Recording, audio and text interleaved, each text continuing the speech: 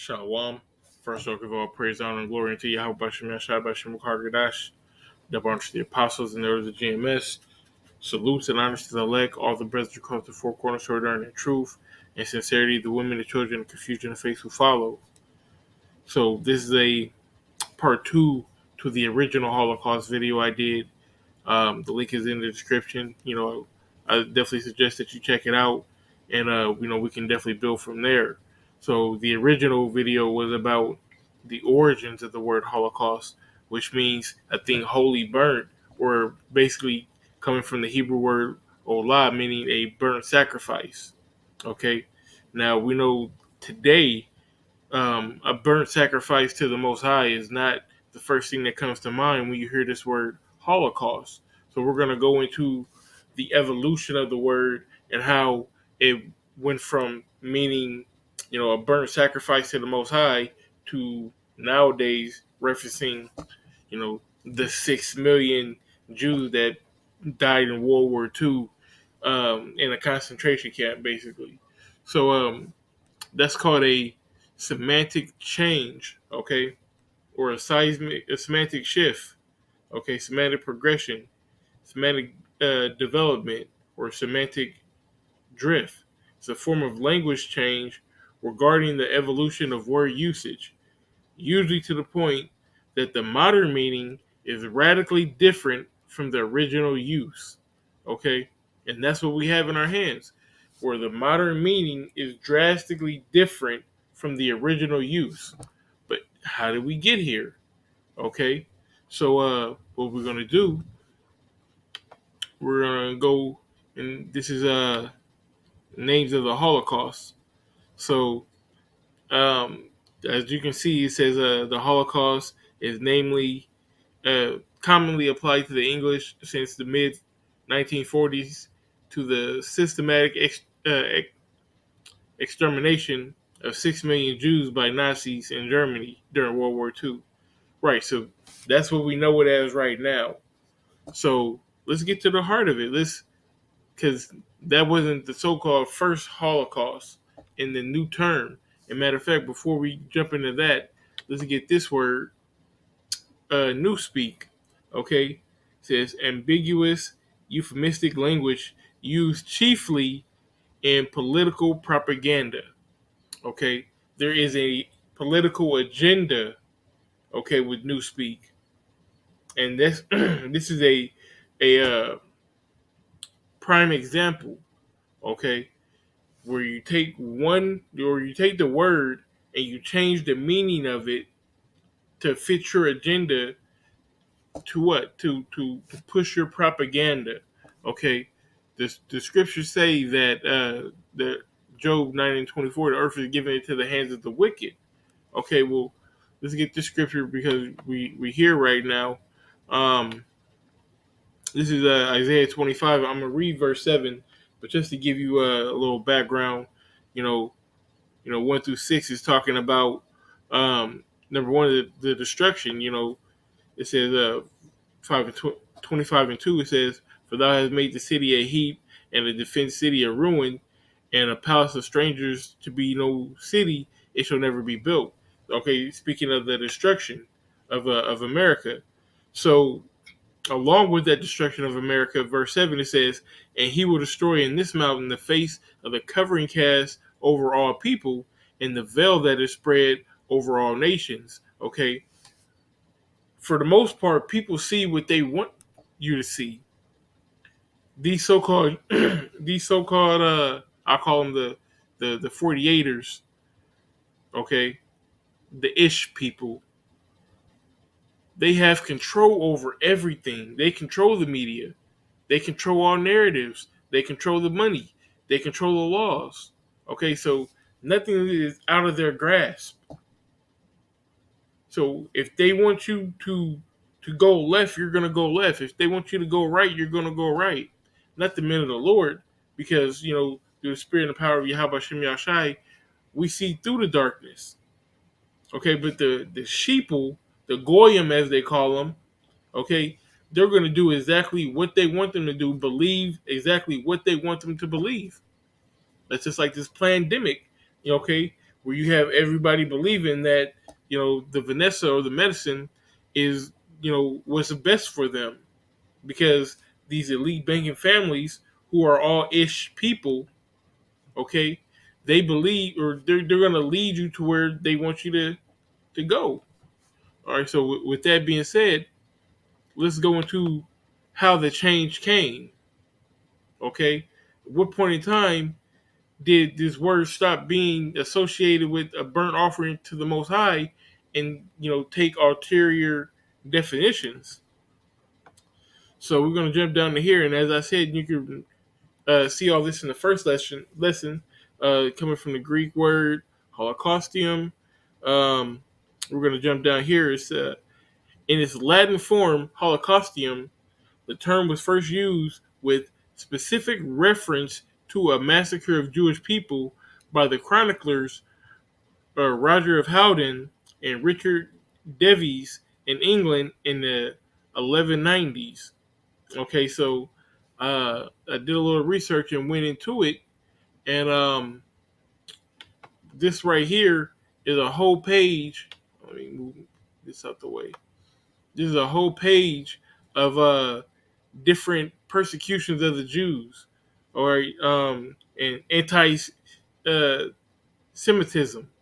Okay, that's what they like to call it. Oh, you're anti-Semitic. Which all people that come from Shem are Shemitic. Okay, because that Semitic is really Shemitic, but that's for a whole nother lesson. Um, So I'll link this in the description, because this story right here is basically the story right here. These are both from Roger Howden, Roger of Howden, should I say? But this actually gives us the word. It's the exact same story. Both are going to be in the description, but it's talking about the coronation of Richard I and the anti-Shemitic riot that followed. Okay, so in these times, these would have been not the Ish people, but the real Israelite people, or men of color, um, back during these times during the Middle Ages.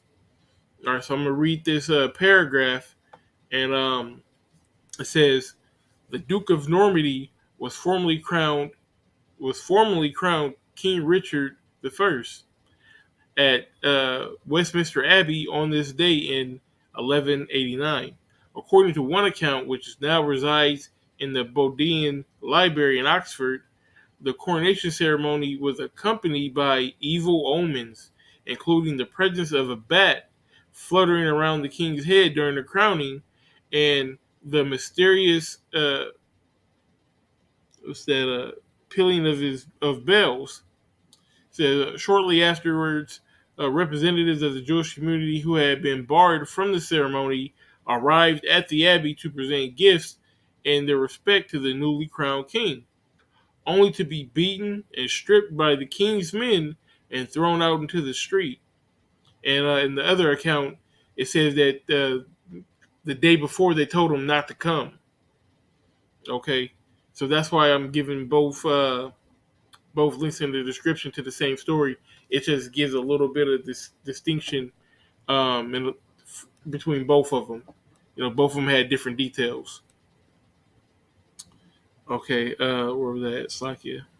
It says, sadly, this came to be taken as a license to attack the entire sizable Jewish population of London. Okay, so in these times you had, well, let's get into it. It's here for a reason. Let's just show you what I'm talking about.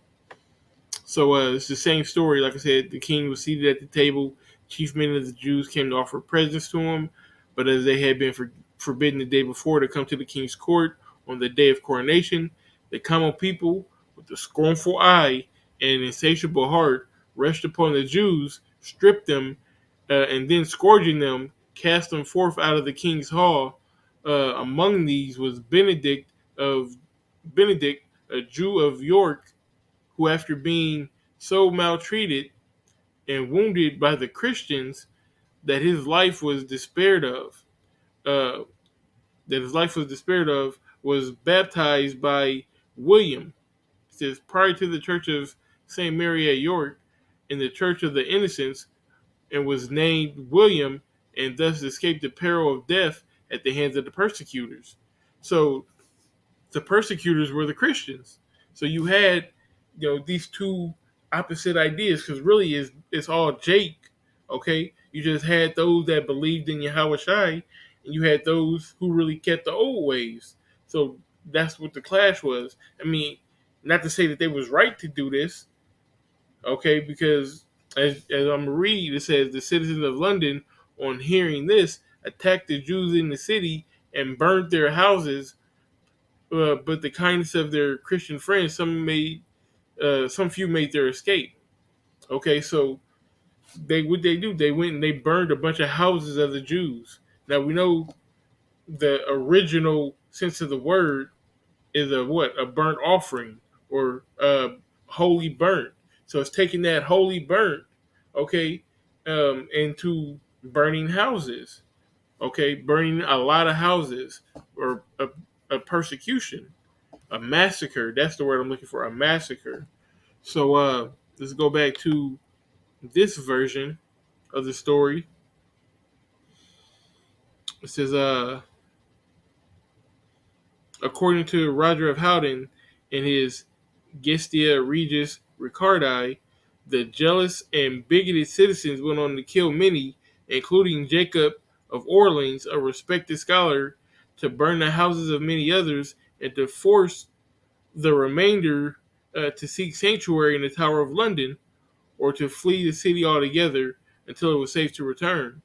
And according to another chronicler of the event, Richard Davies, which the Wikipedia reference, it says, on the very day of coronation, about the solemn hour in which the son was immolated to the Father, a sacrifice of the Jews was commended in the city of London, and so long was the duration that the Holocaust could scarcely be accomplished the ensuing day.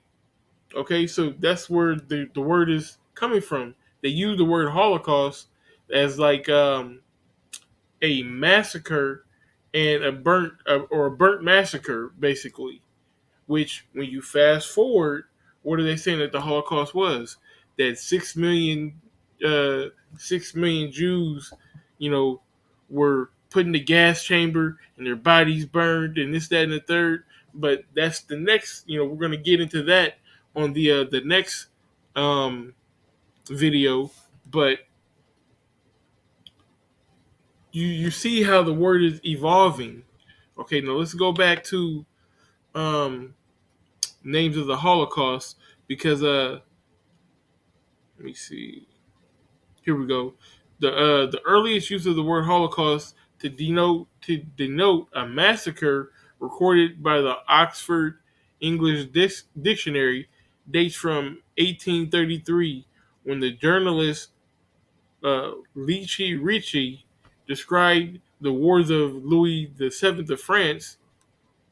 He said that he wrote that he made a Holocaust of 1,300 persons in a church, a massacre by fire of the inhabitants of Vitry-le-Francois in 1142. Okay, so that's maybe 50 so years before the um, example we just gave with the Roger of Howden. Says this occurred in a church, and it can be seen as a religious offering. So basically, he called it a Holocaust because it was a church that got burnt with a bunch of people in it. But that's not a sacrifice to the Lord. And to go to my previous point that I kind of skipped over, but which I bear with me, I know I'm a little all over the place, but just want to bring this out, as best as I can, and Lord willing, everything is edifying.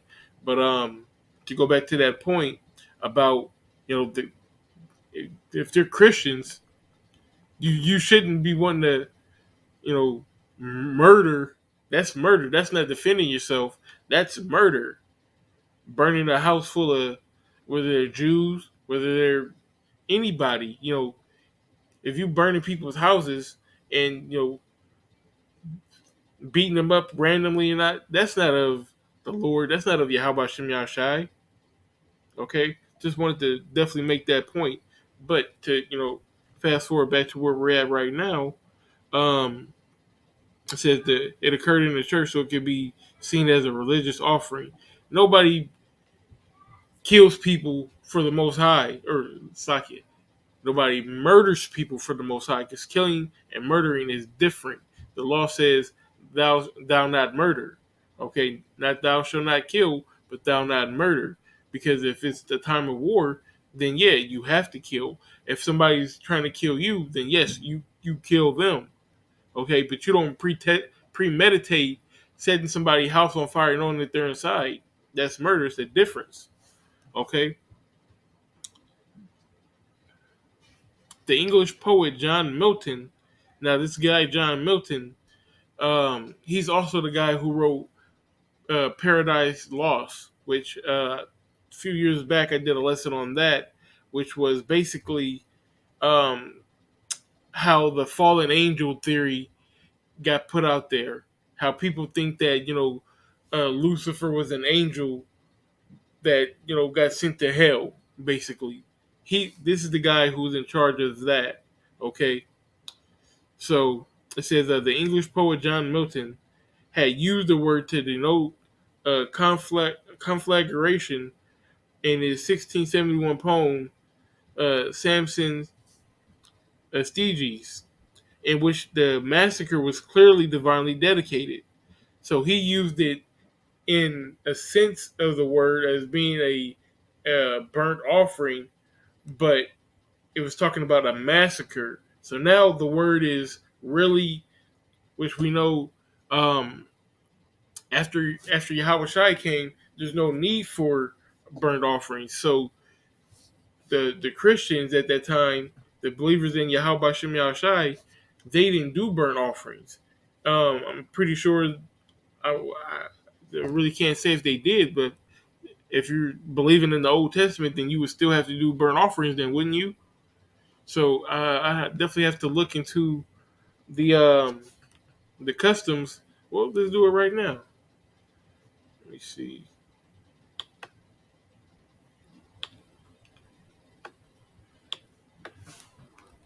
Do Jews still do burnt offerings?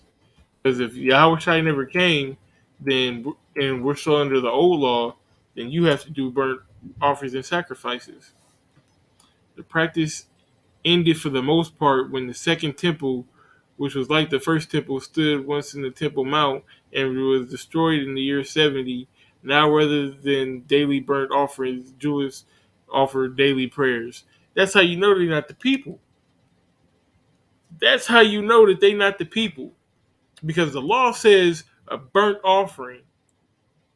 So you can't just do what you want to do. If it says a burnt offering, you should do a burnt offering. That's required. Okay? We're not required to do it because Yahweh Shai was that offering. Now he is the way. Now we go through him. Call on Yahweh Shem Yahshai. That's how you know that they ain't the people. Just making shit up as they go. You didn't even fucking get persecuted in 70 AD. But like I said, when you control the narrative, everyone just goes along.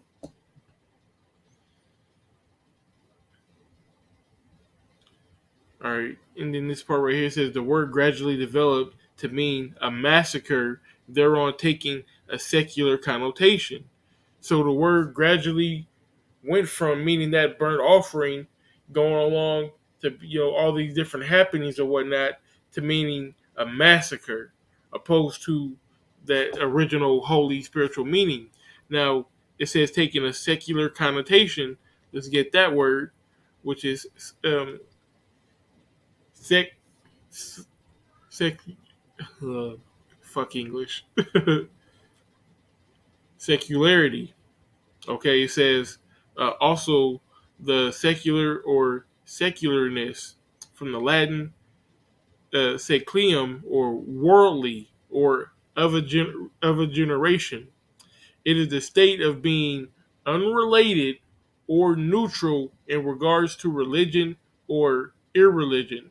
So being unrelated to religion. So the word olah, a burnt offering, which translates into Holocaust, which originally has that religious meaning, is now transferred into something worldly that's not religious, okay, or has no meaning whatsoever in a godly sense. There you have it. Okay. This is how you go from the word meaning a burnt offering to killing 6 million Jews. You know, and with that being said, I want to give all praise, honor, and glory to Yahweh Bashem Yashai Bashem Makar Kadash, double honors to the apostles and elders of GMS, salutes and honors to the elect, all the brothers across the four corners who are enduring the truth and sincerity, the women and children and confusion faith who follow. Lord, as well, you were edified. Shalom.